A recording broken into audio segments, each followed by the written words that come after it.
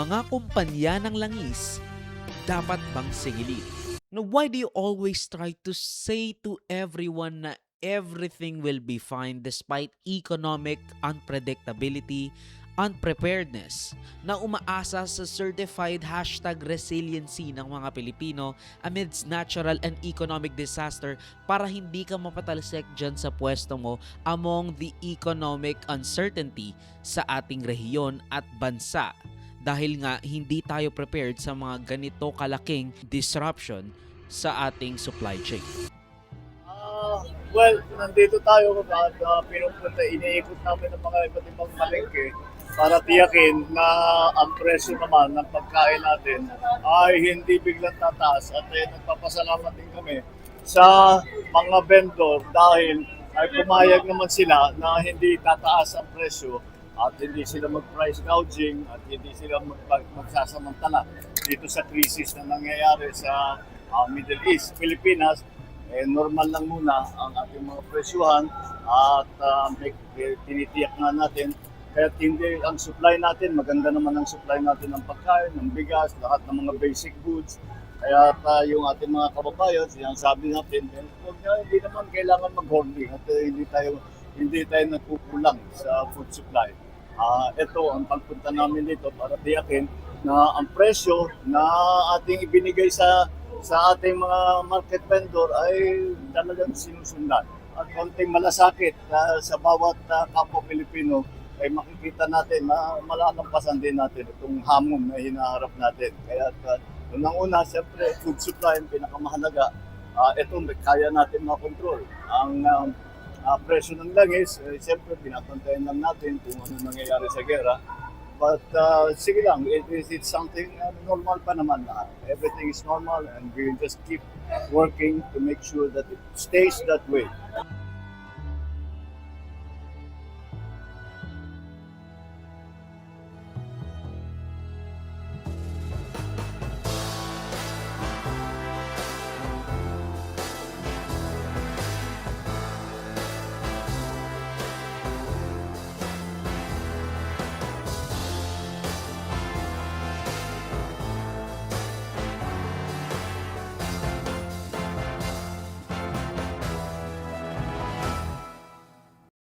So nakita nyo na ba yung video nung mga ginawa ng mga rallyista sa isang Petron as they pelt whatever they can get their hands on and throw it to the facade at mga poster ng kumpanya? Sa tubo! Balik sa tubo! Petro Corporation! Balik sa tubo! Petro Corporation! Tanggalin! Tanggalin! Salaris! Tanggalin! Tanggalin! Petro Corporation! Balik sa tubo! Balik sa tubo! Now, this is reminiscent dun sa welgang nangyari sa tapat ng St. Gerard's construction ng mga Diskaya. Now, I'm not here to say that whatever they're doing is right at moral. Ibig sabihin tama yung ginagawa nila. Hindi yun ang sinasabi ko or whatever. But hindi natin sana agad sila dinidiscredit basta-basta na kesyo hindi marunong o hindi nakinig sa economics class. Kaya ang kinakalaban yung Petron, hindi yung gobyerno. Well, they have been doing that. Well, I gotta remind you kasi matagal nang ginagawa yan ng mga releasta. Now, I can definitely see the perspective ng dalawang kampo. So, I'm gonna give a brief context bago natin isa-isahin yung mga punto.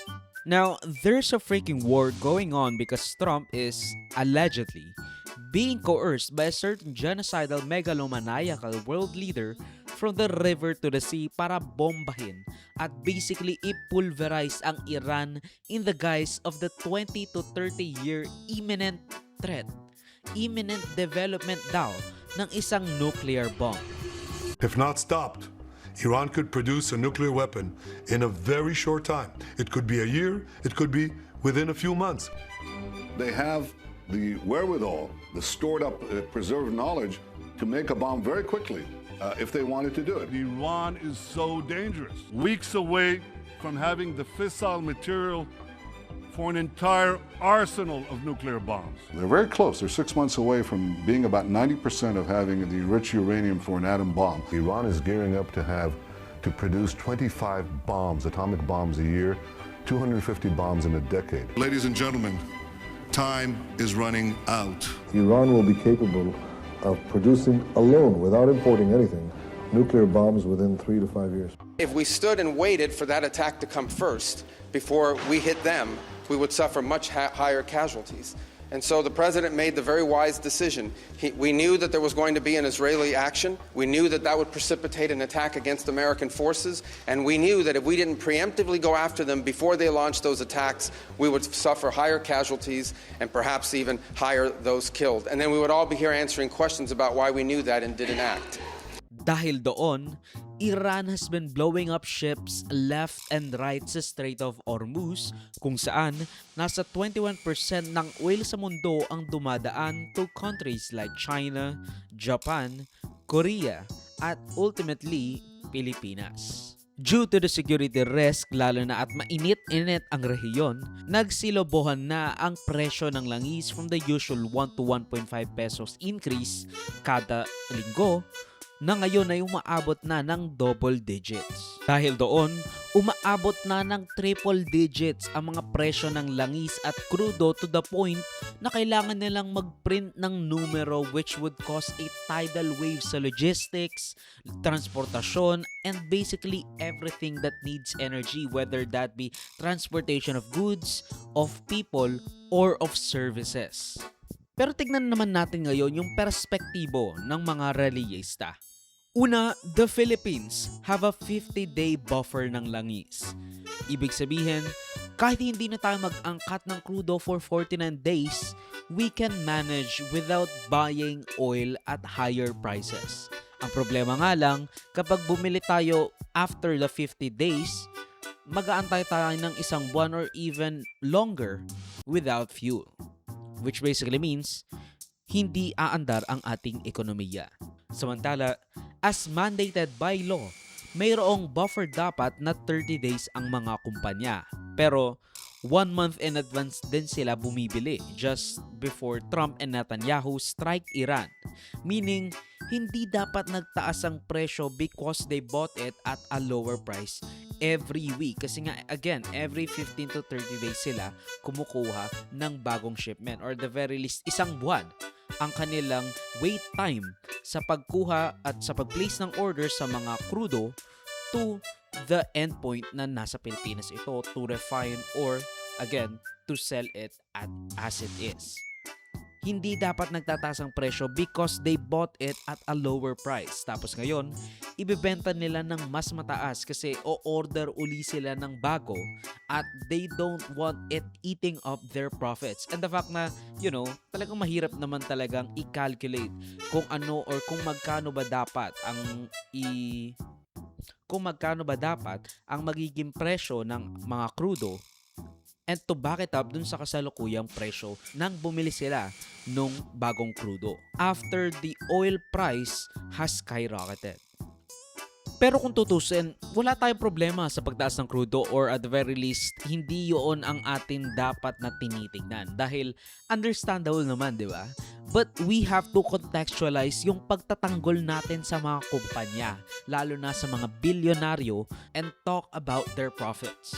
The oil industry in the Philippines profited up to more than 12 billion pesos in 2025 alone, a little less than 20 billion pesos. Lalo na ang Petron na nagre-refine ng kanilang sarili crudo which makes it actually better for them profit-wise. Isa pa, alam nating tulad ng OPEC, malamang sa malamang may kontsabahang magaganap dyan. Akala nyo kasi free market capitalism na kompetisyon ang nagpapababa ng presyo. Hindi. Kung sinasabi mo na, eto kasing kalaban ko merong 5 pesos. Ako binibenta ko ng 10 pesos. Ibababa ko ngayon ng 350. Hindi ganoon ang nangyayari. Ang nangyayari, nag-uusap kayong dalawa, sasabihin nyo, teka, 10 pesos yung akin, tas 10 pesos din yun sa kanya. Wala akong advantage over that guy. So, ang gagawin ko, kakausapin ko yung isa kong kalaban. Sabihin ko, hoy, itaas mo yung presyo mo, itataas ka rin yung akin. Tapos, parehas tayong kikita ng malaki. Ganun ang nangyari sa mga hindi competitive o walang masyadong nagkikipag-participate sa isang industriya, lalo na ang industriya ng enerhiya. Madalas, nagtutulungan lang ang mga malalaking kumpanya to maintain the status quo and continue raking in billions of pesos in profits. Tapos, inuunti-unti nila yan every week. Tinataas nila ng konti tapos para lang meron tayong bone to play around, minsan binababa nila ng ilang sentavo yung presyo ng diesel at gasolina. Now, ang problema lang talaga, wala tayong control sa pagdaloy at pangangasiwa ng langis as much as we used to bago ang oil deregulation law na noon, merong powers ang gobyerno to mandate the price of oil. Pero ito, I've always been by virtue against deregulation. Kumbaga, kailangan natin ng safeguards. Kailangan natin ng regulasyon sa mga ganitong bagay. Because kung titignan natin companies will do what it is best at or what is it incentivized to do.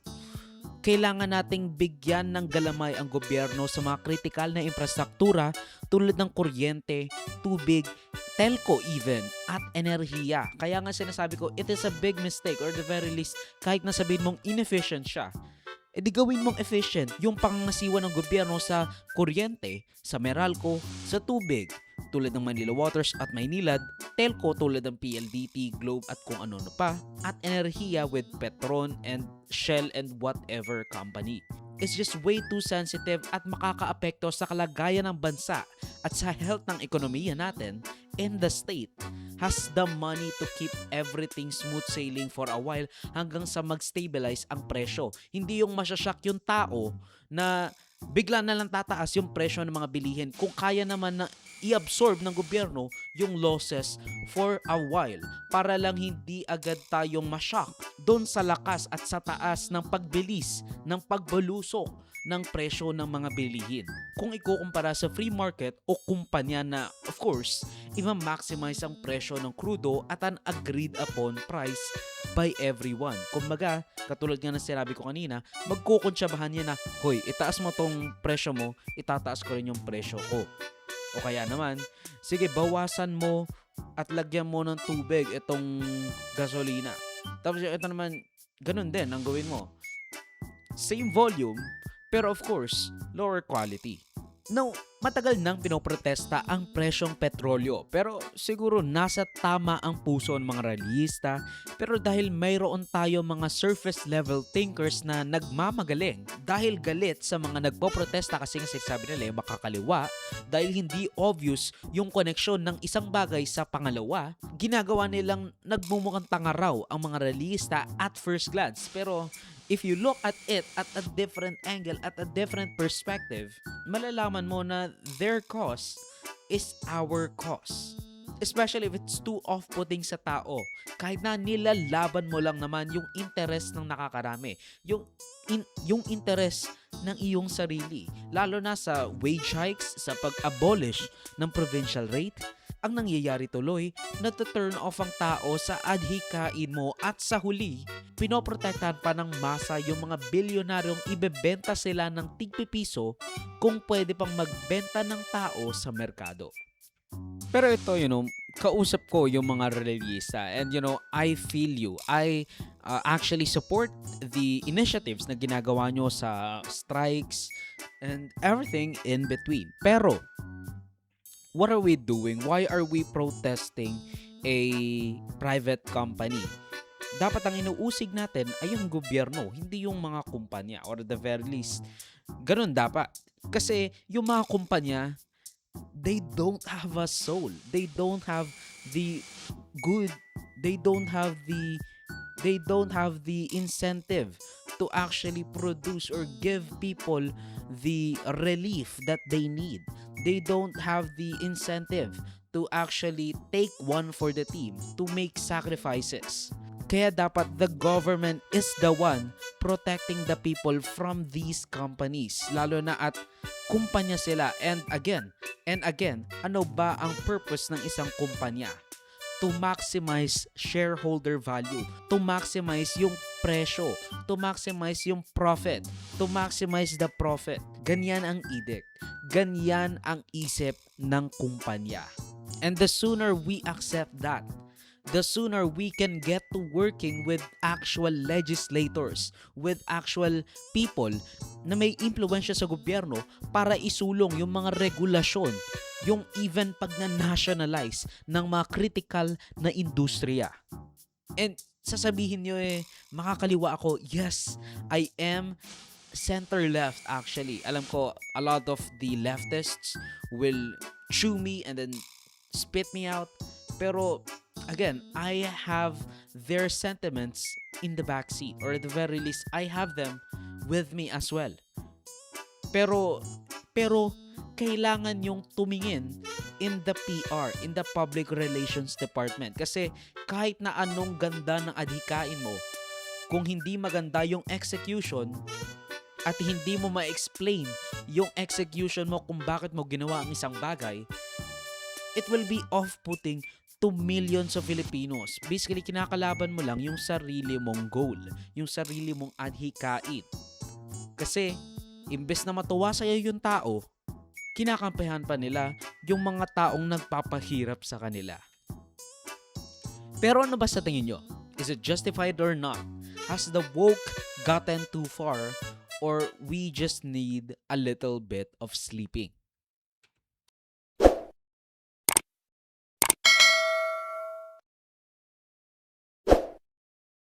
Ang video clip na ito ay galing sa aking series ng News Remember the Recap. Check the entire videos for the complete weekly news recap and subscribe to the channel to be kept up to date sa mga local at global news na I'll make sure will be interesting to you.